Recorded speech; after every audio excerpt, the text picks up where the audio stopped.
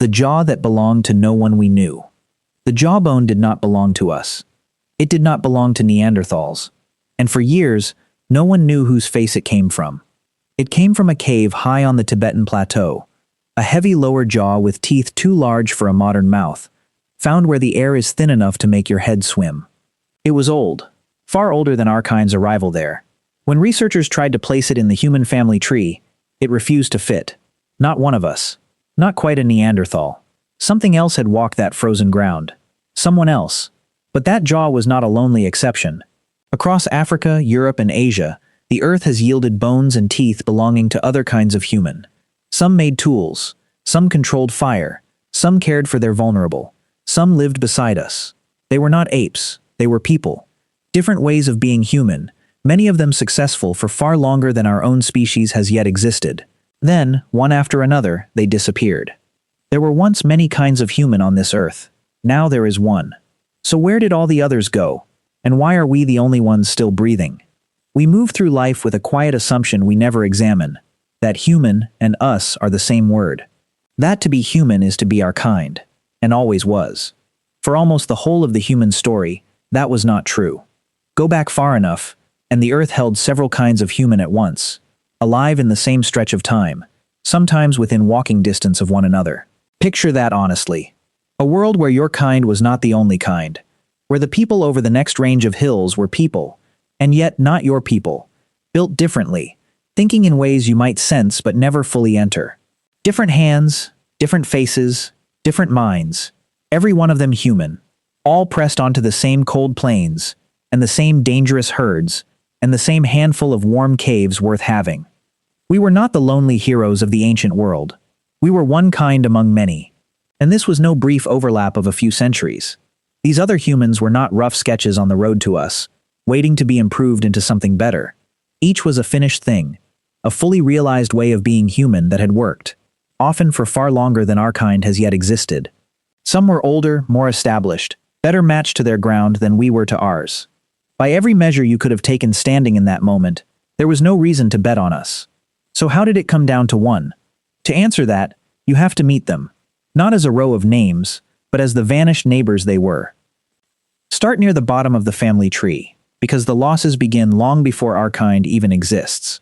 Close to the base sits Homo habilis, a small, early African people near the root of our whole line, with hands already skilled enough to work stone into the first true tools.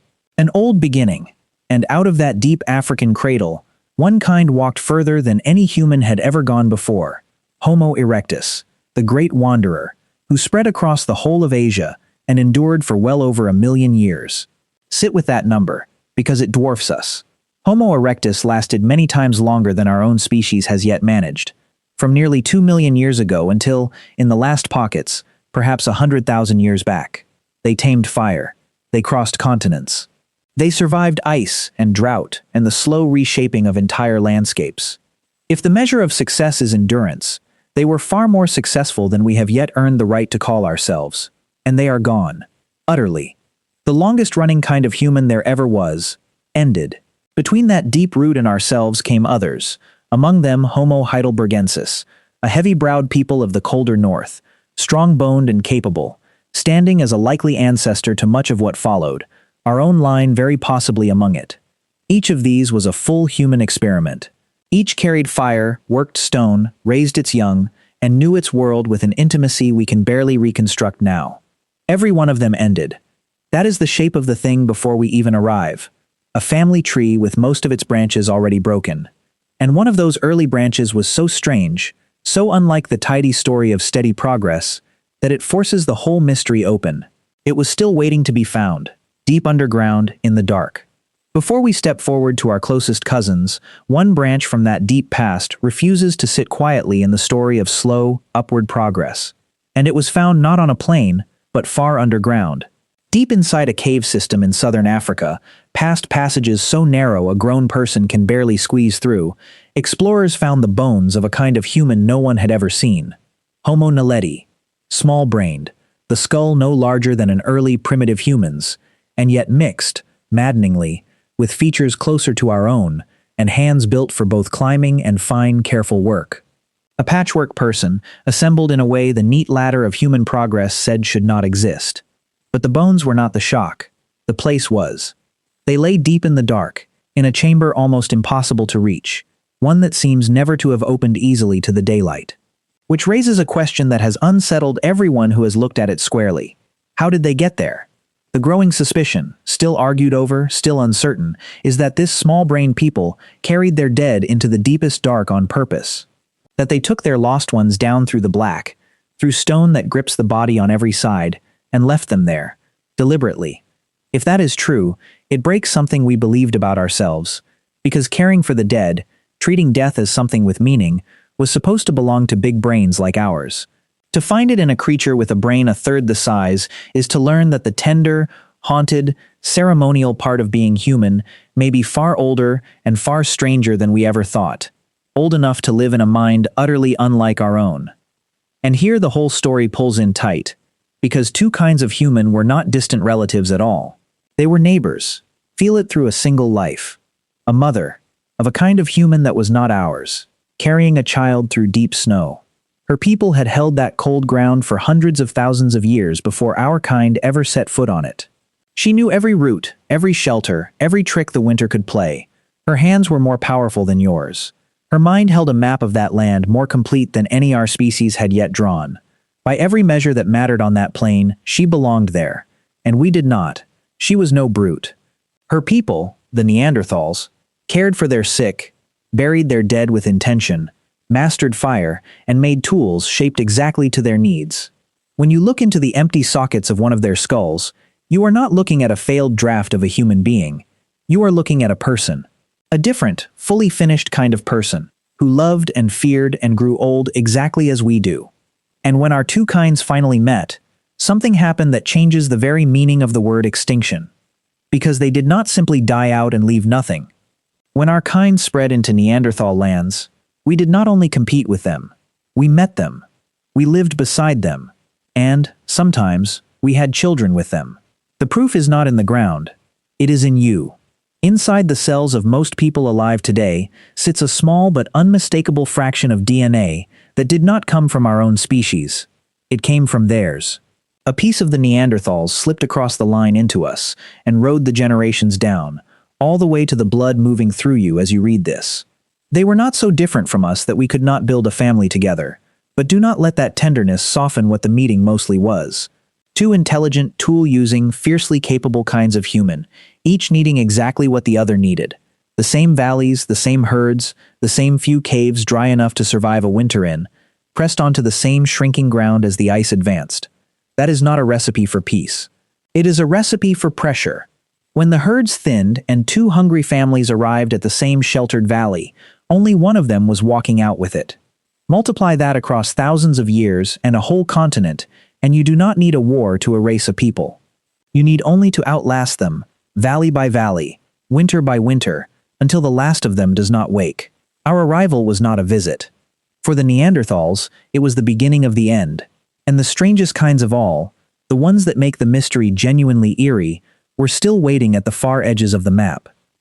Pull back from the pressure and the competition, out to the far margins of the ancient world, because the strangest members of the human family did not fall in any struggle with us at all. They lived where almost no one ever went, and slipped away in silence. On the island of Flores, in Indonesia, there lived a kind of human, unlike anything the mind expects. Homo floresiensis. They were tiny. Grown adults stood barely a meter tall, with brains far smaller than ours, and yet they made stone tools and hunted the strange dwarf animals that shared their island, perhaps even taming fire. A fully human people, shrunk by the peculiar magic island's work on the creatures marooned on them, holding on in isolation for a very long stretch of time. They were still there, on Flores, deep into the age when our own kind was already spreading across the wider earth. And on another island to the north, on Luzon in the Philippines, a second miniature kind of human, Homo luzonensis, described only in recent years, tells almost the very same impossible story. Off at the edges of the world, where the maps run out and the sea takes over, humanity had quietly branched into forms we would hardly recognize as our own, small, remote, perfectly shaped to their tiny worlds. Not primitive failures. Successful, specialized people, who had solved the problem of being alive in their own particular corner, and solved it well, for longer than our written history can measure. They did not need us to end them. A single island, a narrow food supply, a rising sea or a shifting climate, and a whole kind of human could wink out, with no one to mourn it and no one to remember it had ever been there. But the eeriest of them all is a kind of human we can barely see even now, a people known for years from almost nothing. A sliver of finger bone, a couple of teeth, found in a single cave in the mountains of Siberia. From those few scraps came a genuine shock. They belonged to a kind of human, entirely distinct from us and from the Neanderthals alike. A third kind, sharing the same world at the same time, that no one had ever suspected existed. The Denisovans. A people discovered not by their skeletons, because we have almost none, but by the code still legible inside a fingertip's worth of bone. They are the closest thing the whole human story has to a ghost. Think how thin that thread is. An entire kind of human, its own faces, its own voices, its own way of raising children and reading weather and burying its dead, reduced in the record to a finger and a tooth or two. We do not know what they looked like. They walked this earth for a vast span, and almost every trace of them has dissolved back into the ground, leaving a rumor written in fragments and a silence where a people used to be. And they ranged far beyond that one Siberian cave. That heavy, unmatched jaw from the roof of Asia, the one that opened this story, turned out, years later, to be theirs too. A Denisovan, high on the Tibetan plateau, 1,000 miles and more from the finger bone. One ghost people, spread clear across a continent, and we had been staring at a piece of them all along, without knowing whose face we held. And here is what makes them impossible to shake. That ghost kind, that people we can barely assemble at all. They are inside living humans today. Their inheritance runs strongest in the peoples of Asia and the Pacific, carried down from a kind of human we would not even recognize if they walked past us. Some of what they carried still works in the living. A piece of Denisovan code helps their descendants breathe the thin air of the highest places on Earth, where our own unmixed lungs would falter. A gift, from a vanished people, keeping their great-great-grandchildren alive tens of thousands of years after the last of them died. We know they were ever here, in the end, mostly because they never entirely left. So count what the ground and the blood together have given us. Homo habilis, near the root. Homo erectus, the wanderer who crossed Asia and lasted more than 1,000,000 years. Homo heidelbergensis, the heavy-browed ancestor of the north. Homo naledi, the small-brained puzzle who may have buried its dead in the dark. Homo floresiensis and Homo luzonensis, the tiny peoples clinging to the edges of the map. The Denisovans, the ghost who ranged from Siberia to the roof of Asia. And the Neanderthals, the powerful cousins who shared our caves and our children. 8 kinds of human, all sharing one planet across long, overlapping spans of time. Not a neat relay where one handed off to the next, but a crowded, living family, alive together. And then, in what amounts to a heartbeat of the deep past, all of them are gone but one. The islands fall silent. The high plateau keeps its ghost. The great northern cousins thin out and flicker and go dark. One after another, every branch of that crowded family tree snaps, some in struggle, some in silence, some for reasons we will never recover, until a single twig is left holding the entire weight of the word human. That is the true shape of the mystery, and it is heavier than any single extinction. It is not that one kind of people died, it is that every other kind died. Every alternative way of being human, the earth had spent millions of years growing, and only ours walked out the far side. The question is no longer just why they vanished.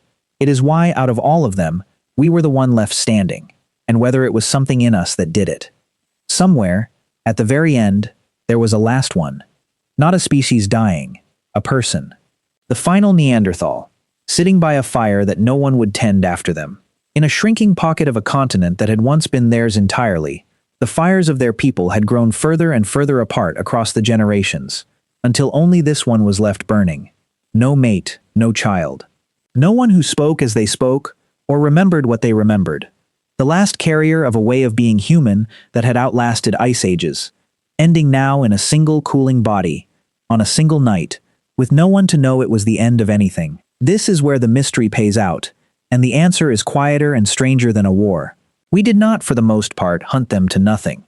There was violence surely in places, But a massacre is too simple, and too flattering, an explanation. What actually ended them was slower, and almost gentle in its cruelty. We had a few small edges, and not the ones we like to claim. Not bigger brains. The Neanderthals matched us there, and some of the others had held their ground far longer than we have. Our edge was that we seemed to have bred a little faster, ranged a little farther, and, above all, knit strangers into single efforts across great distances. Where a rival kind met a hard winter as scattered bands, our kind met it as a network, trading help and news and mates across hundreds of miles. And a network does not starve as easily as a family does. None of these edges was dramatic, each was tiny. But run them across 100,000 years and a whole planet, and tiny edges become total ones. The others did not fall in a single defeat.